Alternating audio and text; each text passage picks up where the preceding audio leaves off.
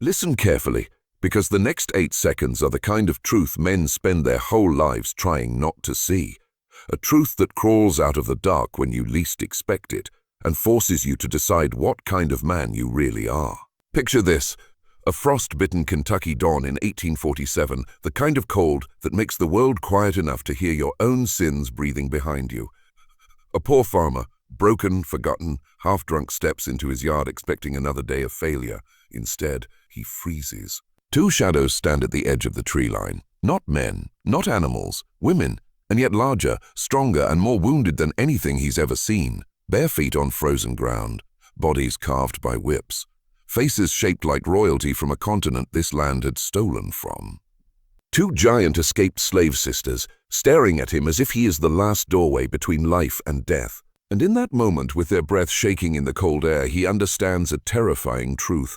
Sometimes the people the world calls a property carry more power, more history, more cosmic weight than the men who claim to own them. And sometimes fate drags a broken man into a secret he was never meant to witness. Silas doesn't speak, not because he's brave, but because something inside him is trembling so violently it feels like his ribs might crack. The taller sister steps forward, slow, careful, protective, placing herself between him and the younger one.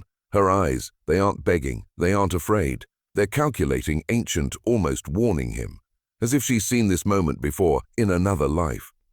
Silas finally exhales, his voice coming out thin and broken. I ain't gonna turn you in, but the younger sister, small only in age, shakes her head. She knows men, she knows fear, and she knows promises made by frightened men don't keep anyone alive.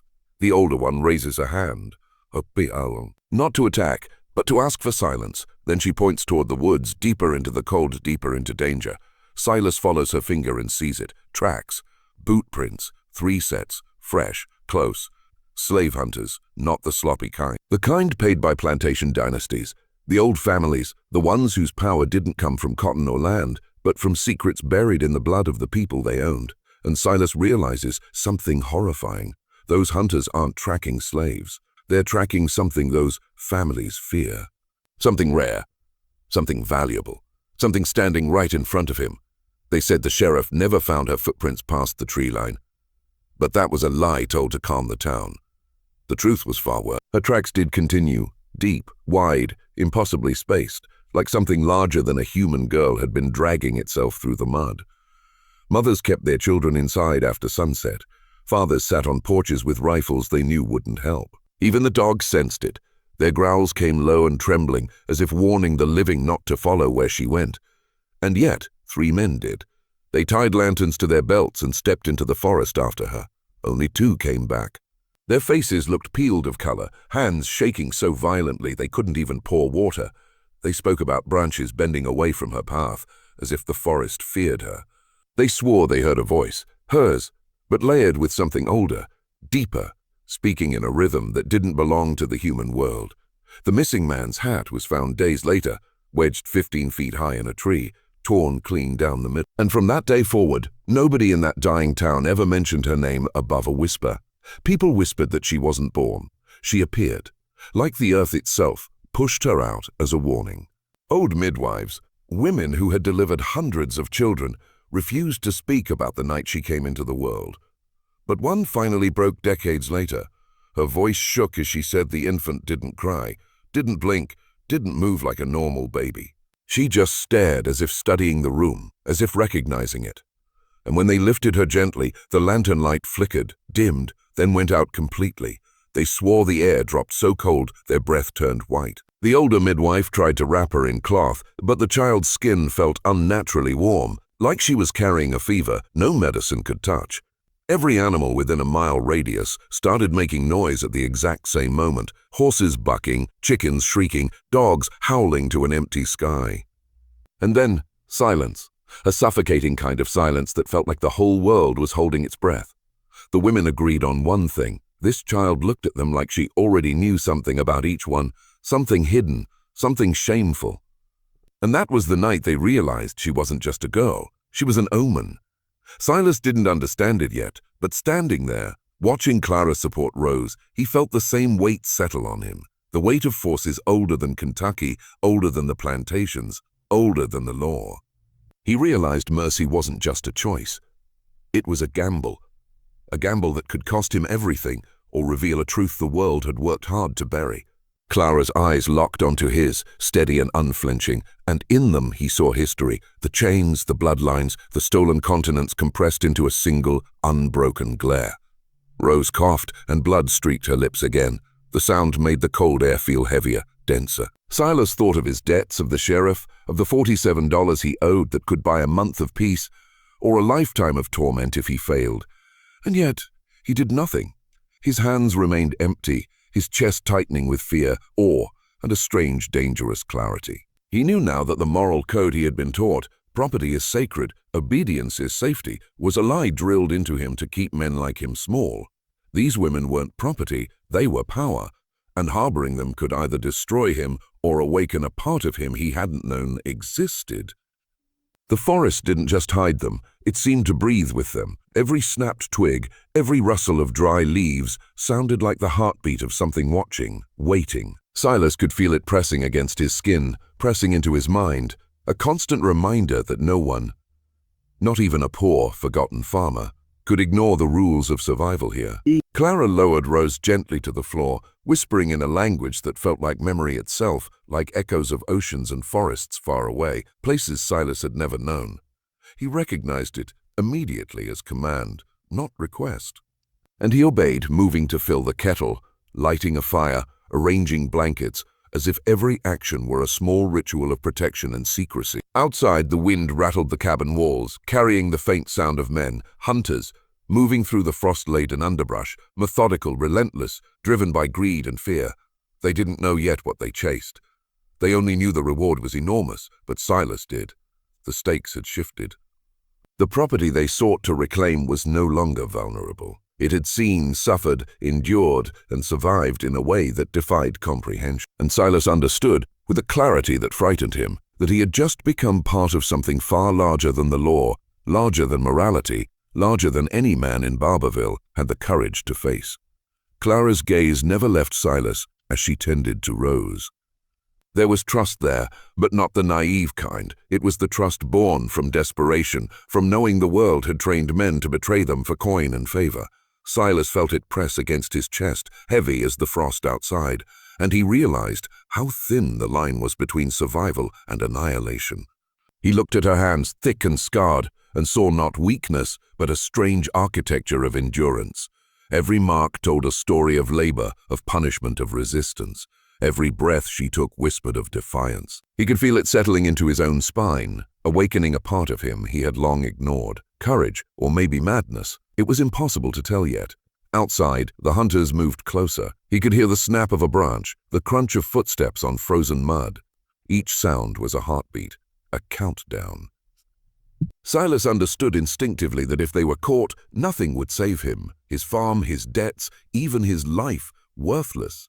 And yet, for the first time in years, he felt alive, sharpened, chosen by circumstances far beyond understanding. Fate had dragged him to the edge of morality, and the only question left was how far he would go to stand on the side of life.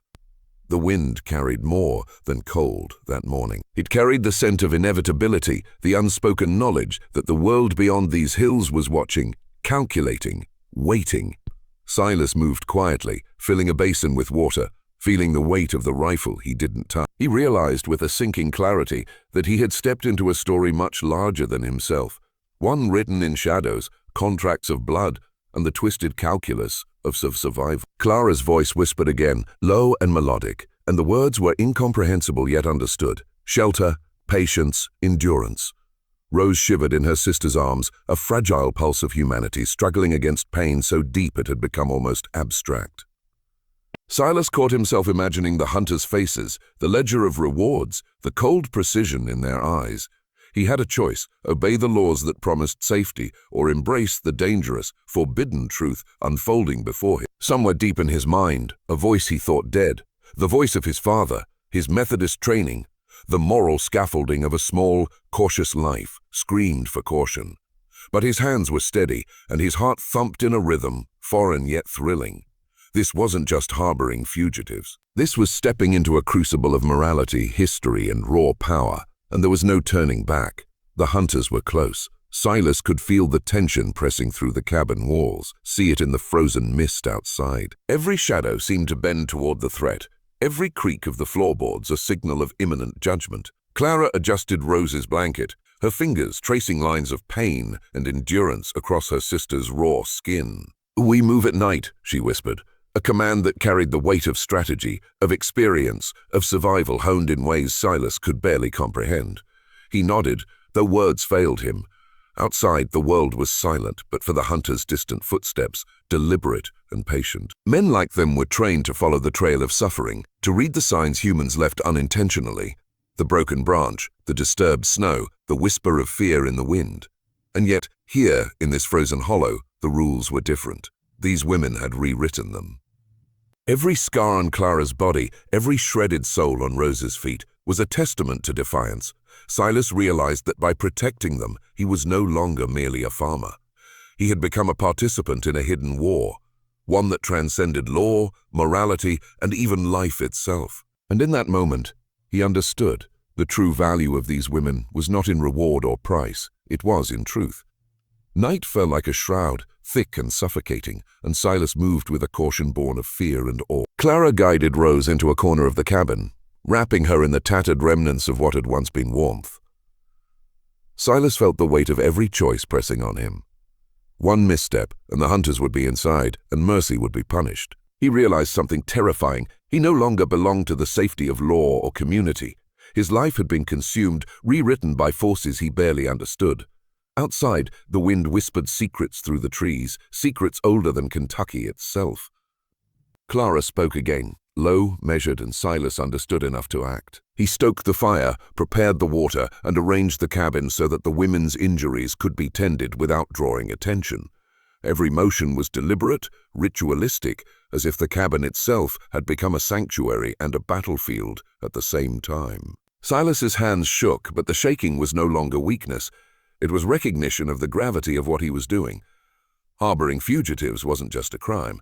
It was a declaration, a challenge. And tomorrow, when the hunters arrived with their rewards and threats, he would have already crossed a line from which there was no return. By the time the moon rose, Silas had stopped thinking in terms of right and wrong. Law and sin, morality and duty, all were irrelevant here. There was only survival, and the strange, unearthly sense that some truths could only be preserved in defiance. Clara and Rose slept fitfully, each breath shallow, each movement guarded. Silas stayed awake, listening to the wind, listening to the forest, feeling it pulse with unseen eyes. He realized that the hunters would not come blindly. They had maps, they had knowledge, and they had an arrogance born of centuries of entitlement. But what they did not understand was power, not the power of men with guns or purses, but the power etched into flesh, the power of endurance, of pain endured and survived. Silas's chest tightened as he watched the system. They were giants, not just in stature, but in the terrifying truth that the world had attempted to suppress. And now, by a twist of fate, he was the guardian of that truth. He felt his own mind opening, sensing patterns, recognizing deception, understanding stakes far beyond his years or station. By dawn, the hunters would arrive, and Silas knew the first lesson had already been taught. Courage is a choice, but it comes with consequences that echo forever. Dawn broke gray and merciless over Harigan's hollow. The cold seeped into bones, reminding him that comfort was a luxury he could no longer afford. Silas moved silently, checking the cabin doors, listening for any hint of movement outside. Clara stirred, eyes half open, scanning the room, her body tense with the instinct of a predator aware of danger, yet disciplined, precise. Rose coughed again, small and wet, a sound that made Silas's stomach knot with helplessness. He realized he was no longer a passive observer. He had been pulled into a vortex where morality collided with survival, where every heartbeat was a choice between cowardice and something far riskier, loyalty to what was human, to what was sacred in defiance. Outside, shadows stretched across the frost, men moving in calculated silence, bounty in their minds, violence in their hands. Silas's fingers brushed the rifle. Not to fire, but to feel its weight, to remind himself that choices could still be made. But the real power wasn't in the rifle. It was in what was hidden, what had been beaten, scarred and forced to endure beyond reason. And he knew if he faltered, if he betrayed them, he wouldn't just lose property. He would lose himself, swallowed by fear and complicity, a cautionary tale left for whispers in the hollows. The hunters came first as a whisper, the crunch of boots on frozen underbrush, almost inaudible, but for the sharp ear Silas had developed over years of isolation. Fear rose in him, not the small fear of death or judgment, but the primal, animal fear of mortality, staring directly in his eyes. Clara moved Rose closer to the hearth, her movements deliberate, calculating as if she could sense the world beyond the cabin closing in. Silas realized something chilling. They weren't just hiding. They were setting the stage for a reckoning. The first hunter's shadow fell across the cabin window, and Silas felt the pulse of inevitability throb through the floorboards. Every instinct screamed for him to flee, to surrender, to hand over the women and salvage his life. But instinct had changed. Morality, mercy, and defiance were now fused into a single, dangerous rhythm. He stepped toward the door, chest tight, mind clear, and understood that harboring Clara and Rose wasn't merely law-breaking. It was war, a silent, unspoken war against a system that demanded obedience, profit, and cruelty. And when he opened the door, the morning light glinting off the hunters' rifles, Silas knew the line had been crossed. From this moment, no man in Barberville would ever see him the same. The hunters froze momentarily, as if sensing that this cabin was not what it appeared to be. Silas's eyes met theirs, and something unspoken passed between them, a recognition that the ordinary rules no longer applied. He felt Clara's presence behind him, a silent tower of strength, every scar a warning, every movement a testament to endurance. Rose coughed, faint and ragged, a reminder that vulnerability was not weakness, but a catalyst for courage. The hunters took a step forward, confident, certain, their minds wrapped around reward and legality, blind to the force they were confronting. Silas shifted slightly, the weight of his choices pressing down like the frost-heavy branches outside. And then, as if on cue, Clara stepped into the doorway behind him, her shadow merging with his, doubling the presence, magnifying the threat. Silence stretched, taut and dangerous. One misstep would ignite chaos. Silas realized the gravity of what he was defending, not just lives, but something far older, something raw and elemental. He knew he had crossed the boundary into a truth the world hid from men, the truth that mercy is power, endurance is command, and the right choice is often the one that terrifies. And he whispered to himself, almost inaudibly, "I am no longer alone. I am necessary." The hunters hesitated, uncertainty flickering across their faces, the weight of invisible forces pressing down on them. Silas felt it too, a truth older than Kentucky, older than the land itself, a law no magistrate or plantation owner could enforce. Clara's eyes met his, a brief spark of understanding, unspoken, precise. She knew the stakes, he knew them now too. Every scar, every shredded foot, every whispered word of command was a ledger of survival, a map of power invisible to ordinary men. The hunters did not understand that they were negotiating with something beyond property, beyond reward, beyond fear.